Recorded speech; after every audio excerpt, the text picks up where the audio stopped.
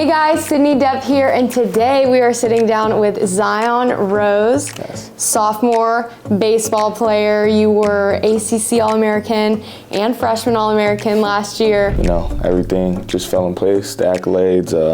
We had an amazing year last year, a lot of good memories. Just, you know, getting to know other people's perspectives on things, life.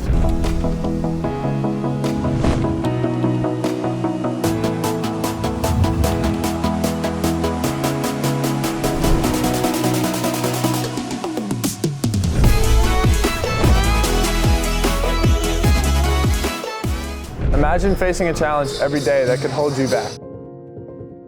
But for me, type 1 diabetes isn't a limit. It's a reason to inspire others. Spencer Stand is here to show kids that they can chase their dreams, no matter the obstacle.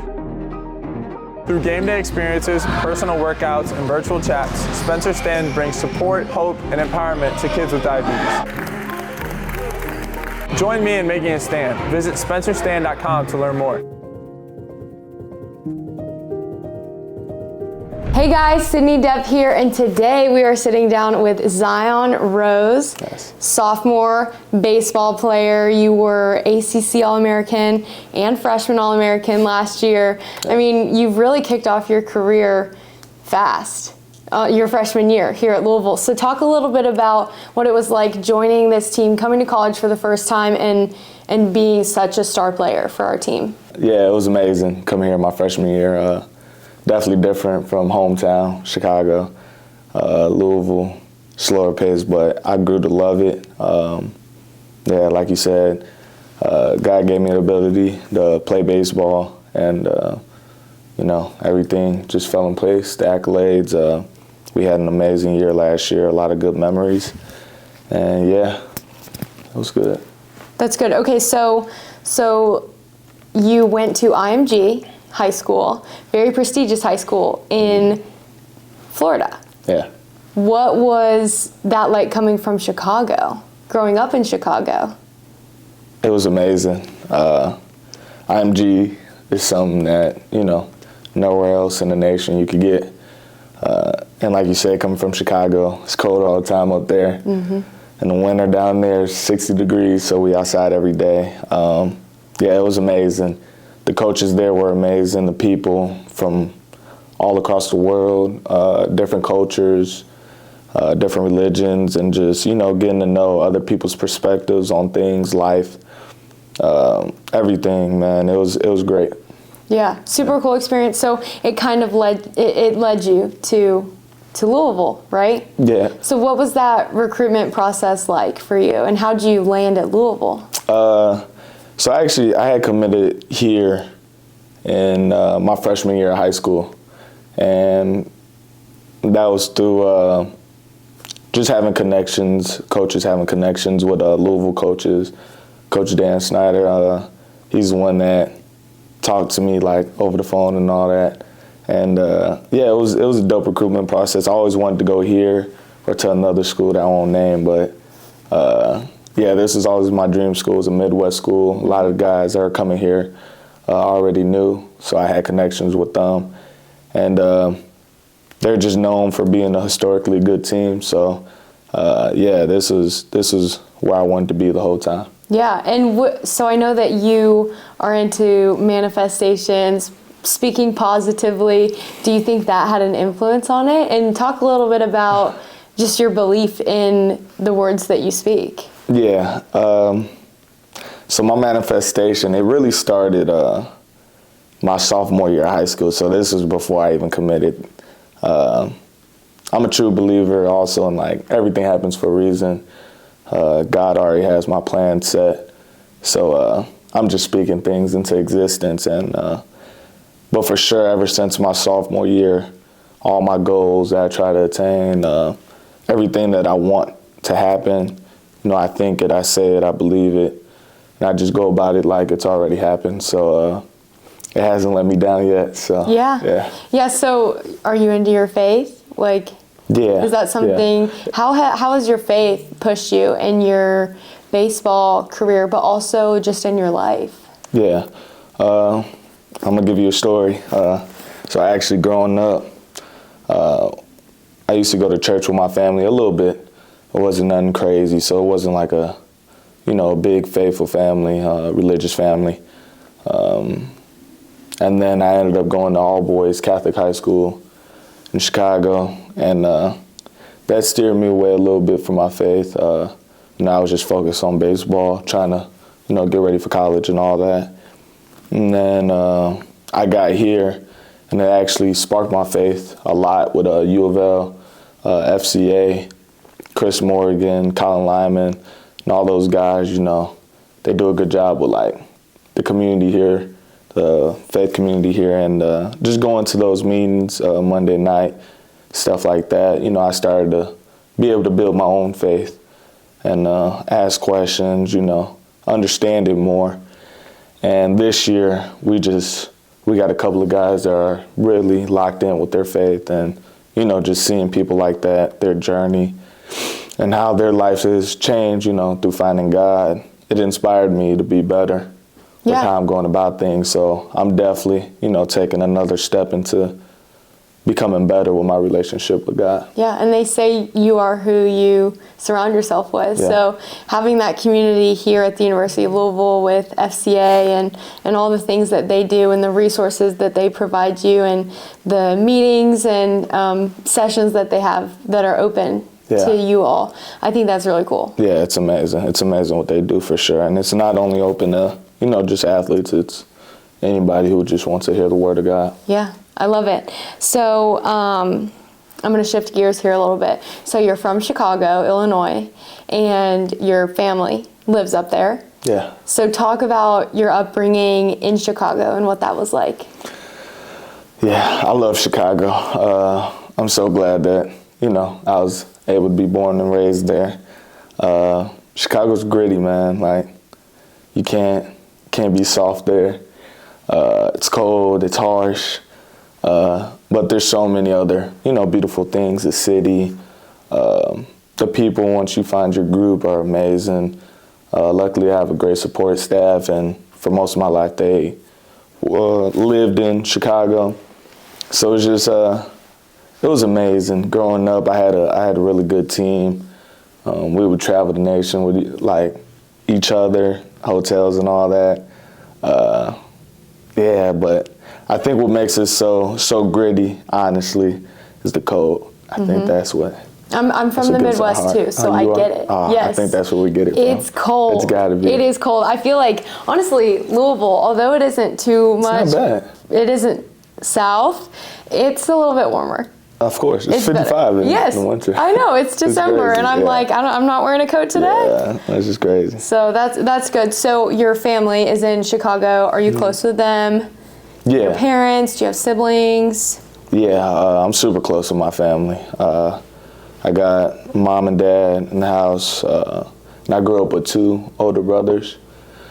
My oldest brother, Cyrus, he's the one that worked out with me a lot as I was growing up in football and land baseball. He went to the field with me, taught me. Is he older? Stuff I know. Yeah, he's older now. He's like 30. Okay. So kind of a role model figure for you. Yeah. But all my brothers have been. My other brother too. He's older too. They both got babies now, so I got 2 nephews now. Oh my gosh. Yeah. But my father too, just on the financial side, he's a big business person, so just learning from him how to talk to people and stuff like that. My mom, I love my mom. She's like, that's my biggest fan. She'll do anything for me. My grandma, grandpa, aunties, You've got a great support system. Yeah, without them, I definitely wouldn't be here. That's awesome. Well, so they'll be here for your games, right? My mom comes to every weekend ACC. Doesn't miss one. Doesn't. That's so great. Yeah. That's great. So you have a family business, I hear. Yes, I do. What is it? Where is it? How did it come about? It's amazing. It's called Nature's Dessert, all natural shea butter. Okay. Yeah, so my father, I told you, he's a big businessman. Yes. He created this all-natural shea butter, which is basically lotion, but healthier for you. And it was because my brother, he had bad eczema, nothing worked for him. It was during COVID. and we just couldn't find no products to work for them. So my father came up with this mix, and it's amazing for the skin. It smells great. We put scents in it. And we've been taking off lately. We got an online store. You can find it at naturesdessert.com. And we just go all over Chicago. We've been starting to go out of the States to sell it and stuff like that, but online you can get it from wherever. That's so cool. Yeah. So family business. Yeah. It's moving and shaking. Yeah, definitely. That's so great. Super bonding with that. I love that. Yeah. So let's talk a little bit about baseball. Okay. Shift gears here a little bit. We talked about family. Let's talk about baseball. You played for Team USA this past summer? Yeah. Correct? Okay. So talk about that experience, what it was like playing, not for Louisville. You had played a season with the Cardinals, and then going to play with a different team. What's the comparison look like? Yeah. It was amazing. I mean, here is different, of course, because, these guys I'm with every day. So this is different. But there, it was for sure. Everybody was the best player at their position, and it was just competitive every day. And not saying that here it isn't competitive and being in the ACC isn't competitive, but that was just like every at-bat you're seeing 94, 95. Yeah. You're not using metal, you're using wood. I think my thumbs are still in carry. Oh. I can't. Oh my God. But it was a great experience because, again, you're there with the best. You see the best and you realize, man, these guys are going to be big leaguers. I'm going to be big leaguer, and it's just it's nothing to be afraid of. Baseball is a very, mental sport. Mm-hmm. So I feel like that was a big leap of confidence for me, just to know that I could go out and compete against those guys. Yeah, that's so cool. So this past baseball season, you led Louisville in conference play in average hits, runs, triples, and on-base percentage. You're taking off. You came to Louisville. You're doing all these great things. How do you handle it? How do you balance work-life balance? Yeah. How do you balance being an athlete, doing all these big things, doing things for your career in baseball, but also academically? Yeah. Luckily for me, I grew up in a very not strict, but very advanced school, and I was so far ahead in the beginning. So school has never really been I love school. I like learning, and that's never really been a problem for me. It always came easier, but like you said, it definitely, no matter what, it gets stressful. Just balancing it all out, and not even school, just social life as well. And I feel like that was that's why I'm grateful that I came to college and God set me on this route, because I definitely had to learn more about my social life and, how to balance that in as well, because I've always been just so focused on baseball that, I never gave myself time to explore anything else. So being here, I definitely went through ups and downs and just, learning more about myself in life. And you got to learn to be disciplined. Yeah, with everything you do. So it's just, getting in that routine, getting that groove, figuring out what works best for you, what times work best for you, and just working it out. That's great. So the season, we're in the off season right now. The season's about to start, though, in January. You're going to start getting in there, getting in routine. What are you most excited for this upcoming baseball season? Just making memories, honestly. I notice the best seasons I have, it's not even, of course, winning is fun. You want to win, but it's about making memories with the people. At the end of the day, that's all you're going to have. And I really feel like we have a great team, but besides the ability part, we just got a great team of people. People that you want to be around, make you happy to be around, and stuff like that. So I think I think that's going to be the best part, just being in the airport with them, being in the hotels, going out to eat, stuff like that. I think that's what I look most forward to. As a quarterback of a major Division I program, I know a few things about winning. It takes preparation, dedication, and a competitive drive to beat anyone you go up against. To be a successful trial lawyer, you need to have these same traits. So if you're ready to win, call Thomas Law Offices today. Like, what's the most embarrassing thing that's happened to you at a workout, at practice, or at a game? Okay.